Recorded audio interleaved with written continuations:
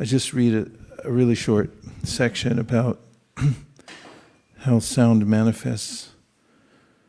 Every day we translate information into visible form. A digital file becomes a printed page. Or from data fed into a 3D printer, we get an object with shape and size. In the same way, say the Vedas, a thought becomes a word, and then our words give shape to our world. In this silent transformation lies one of the deepest truths of existence. All form begins as information. The Latin word inform comes from into, and forma, a form. The sages of the Śrīmad Bhāgavatam tell us that before the creation of the material universe, everything exists in subtle potential within the consciousness of the Supreme Lord. When he glances upon material nature, his will awakens the machinery of manifestation. The universe begins to print itself into being, one layer at a time, from subtle to gross, from vibration to form, from thought into thing. This process is mirrored everywhere around us and even within us. In the age of machines, the simplest metaphor is that of a 3D printer.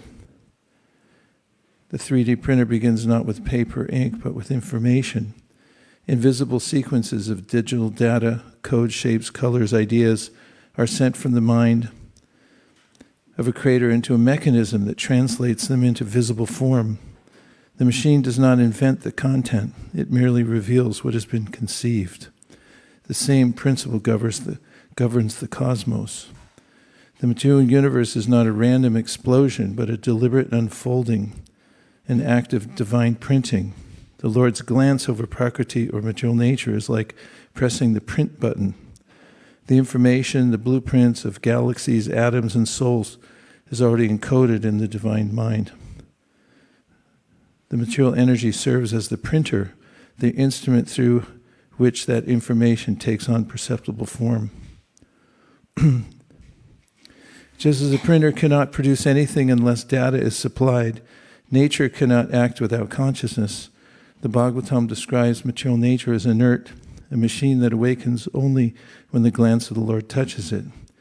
That glance is consciousness, that glance is will, and it brings everything to life. And Japa is the sound that prints the spiritual world. In the same way, our consciousness is constantly printing our personal reality. Each thought and desire vibration we emit becomes a line of code in the architecture of our life. This is why the Vedas say, Manomaya Prana Sharira Neta, the mind is the architect of form.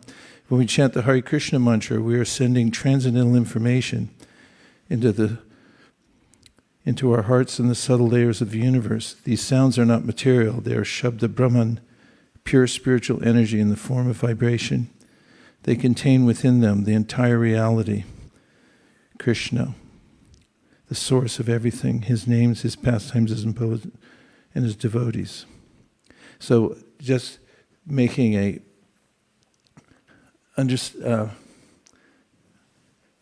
parallel to remember that whatever vibration we're making is forming the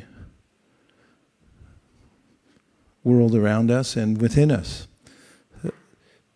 So Japa is the means through which we transform the instrument of our mind to a medium where we can see Krishna. And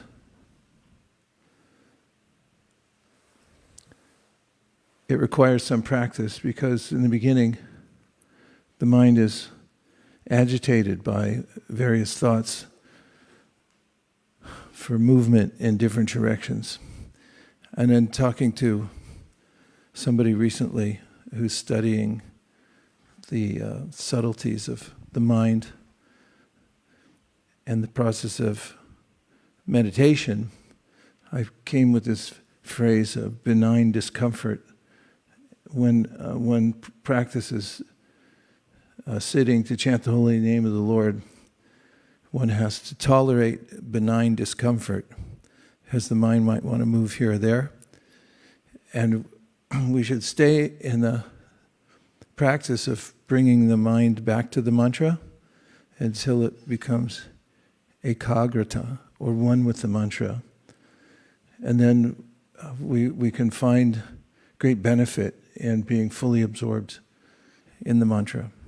So we're printing our world as we speak and as we chant. And we have to tolerate benign discomfort. There's great a fruit in that, staying the course. And then if we can achieve one-mindedness with the mantra, we can achieve absorption, and all benefits, spiritual benefits, come from that absorption. A few thoughts. Hare Krishna. Shall we try? Jai Shri Krishna Chaitanya, Prabhu Nityananda, Shri Advaita Gadadhara, Shivasari Gaura Bhaktivinoda. May I interject just for a minute in the name of Sambandha Gyan? It's that Prabhupada mentions that the chanting of Hare Krishna should be performed in the mood of a baby calling out for mother. And whoever told the baby that you should call out to your mother? The baby automatically does it.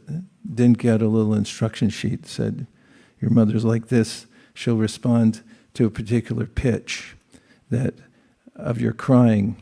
The baby just automatically knows that she's connected to her mother, and then she naturally calls out in that way.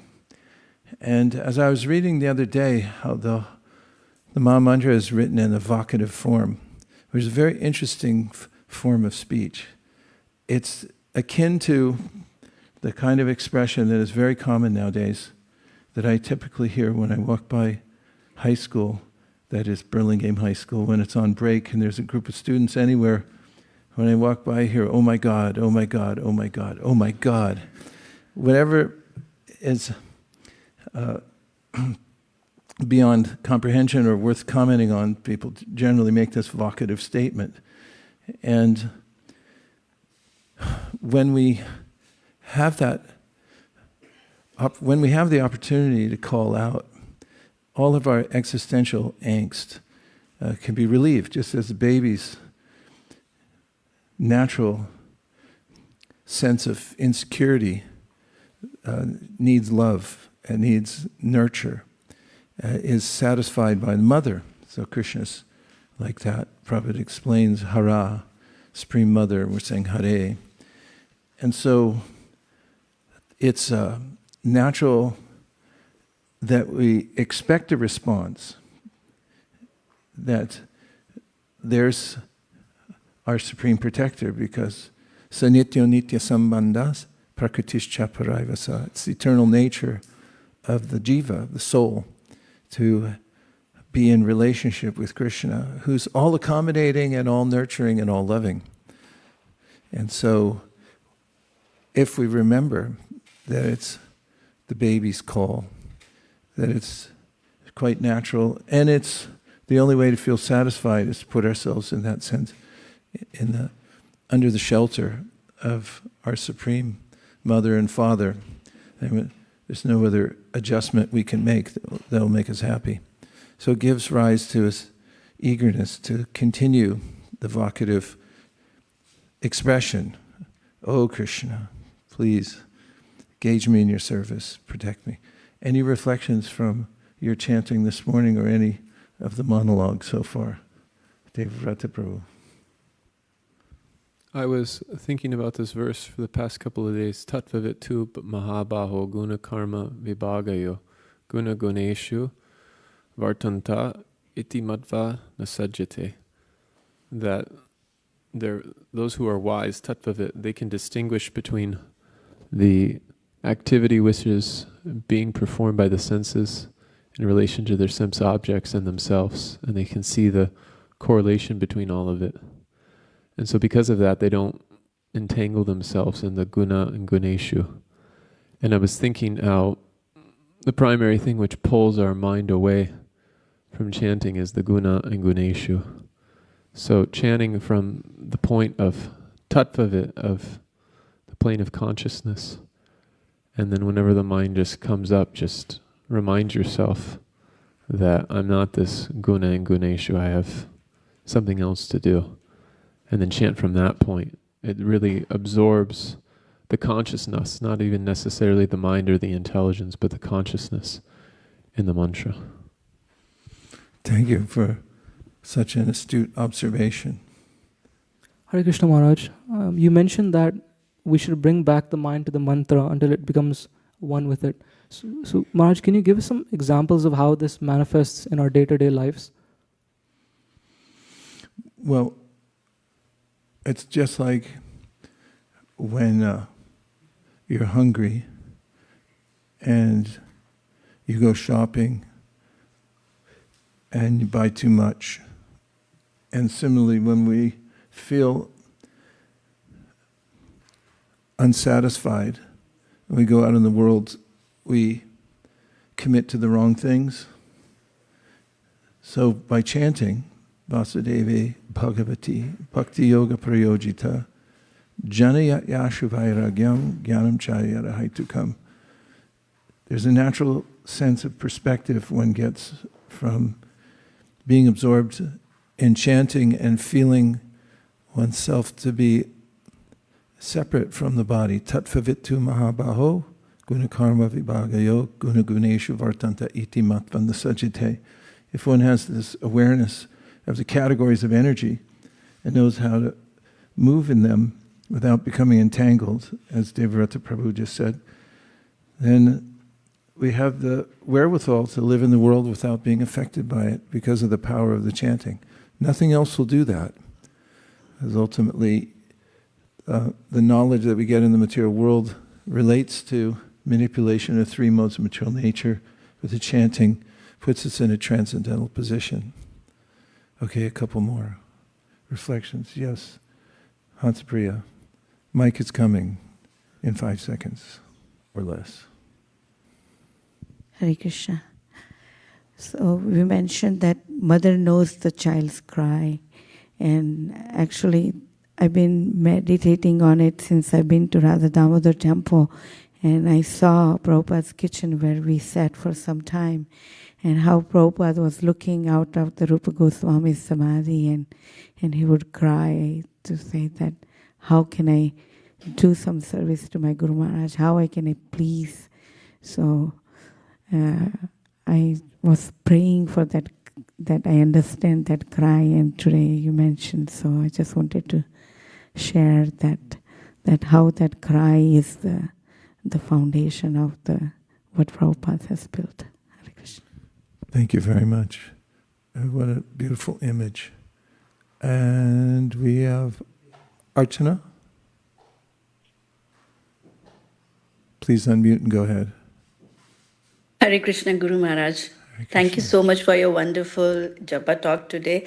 And, we are so deeply pleased to have your wonderful association once again. So we welcome you back to ISKCON of Silicon Valley. I have a question, Prabhuji.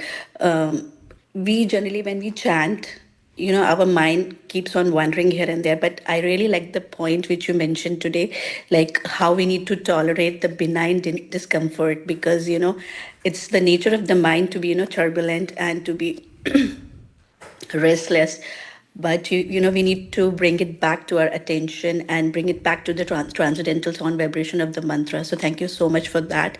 And I have a question, like how we can move ourselves from a duty-bound japa to a more affectionate and heartfelt chanting, because I'm talking about myself. Whenever I chant my rounds, I just have that feeling like I just need to finish my 16 rounds. So how I can work myself more on having that the compassionate feeling, the affectionate feeling towards the Lord, like okay, I need to chant with my heart into it. So your personal realizations and anything like which we can do to improve the quality of my japa. Thank you so much, Maharaj. Thank you for the welcome back. And Prabhupada mentions in a statement which we uncovered recently where he says in the beginning we chant officially, which means what one has to do to finish 16 rounds is called Sankhya Purvaka, numerical strength. And in that, there's a taste. Because when we do our official duty, and when we remember we're doing it for Krishna, there's a sense of connection. And from connection comes taste. And we also have to remember, taste is a very generic term. What taste is, and the way we mention it, oh, I want taste. We have to remember that there are various levels of taste. In a lecture, when Prabhupada was speaking to the devotees in Los Angeles, he stopped the lecture and he said, all of you have taste, ruchi. The proof is, he said, I come here every day and speak the same thing. And he said, and you all come here and listen. And he said, that means you have taste. And so we have to be aware of the fact that what we have in official chanting, which means we're chanting because it's the order of the previous acharyas, is not nothing. There's a very high taste, in fact. Most people in the world don't have it. And from chanting the Lord's name, we have direct communion with Krishna. And from Him come all good qualities. It's by our association with Him. Just as when you associate with somebody with bad qualities, you may notice that you go home with them. And in a similar way, when you chant Hare Krishna, you'll notice that you walk out the door with better qualities because you are associating directly with Krishna. And it'll all come in due course of time by our association with the holy name. Chanted officially also means attentively. It also means reverently and being careful to avoid the 10 offenses. With that type of regular official chanting, without a question, says Bhaktivinoda Thakur through Haridas Thakur and the Harinam Chintamani, he says, one will achieve all of the higher states of connection with Krishna. It's a progressive march that will take place by the mercy of Krishna, and that's the most important aspect, is remember, whatever we have is all Krishna's mercy. So we can simply wait and be in the position we're in now comfortably, and remember that it's the right thing to do. And there's nothing better than that for those who have been harassed by the senses and the tyranny of the material world and have succumbed to it for so many years. There's a taste in thinking, now I'm free to worship Krishna, and now I'm not obeying the senses or the bad masters that are telling me what to do. I'm simply obeying Krishna. So if we stay in that, which is what Prabhupada indicated we should do, then all success will come by the power Param Vijayate Shri Krishna Sankirtanam. Om Tat Sat. Thank you so much. Thank you very much. Thank you so much. Hare Krishna. Thank you everyone for joining the Japa circle this morning. We'll take a hiatus from our Japa circle and get ready for a greeting of the deities. Dear Srila Prabhupada, dear Sri Chaitanya Mahaprabhu, dear Sri Harinam Prabhu, if you so desire, please give us determination in our heart to follow in the footsteps of the 6 Goswamis by performing regulated devotional service with our senses in the mood of following our Acharya. Thank you for considering our request. Om Tat Sat. Everyone agrees with this prayer, in whole or in part. Please say Hare Krishna. Hare Krishna. Hare Krishna. Vancha kalpatarubhascha kripasindhaveva patitanam bhavanibhyo vaishnavebhyo nantakoti vaishnavebhyo.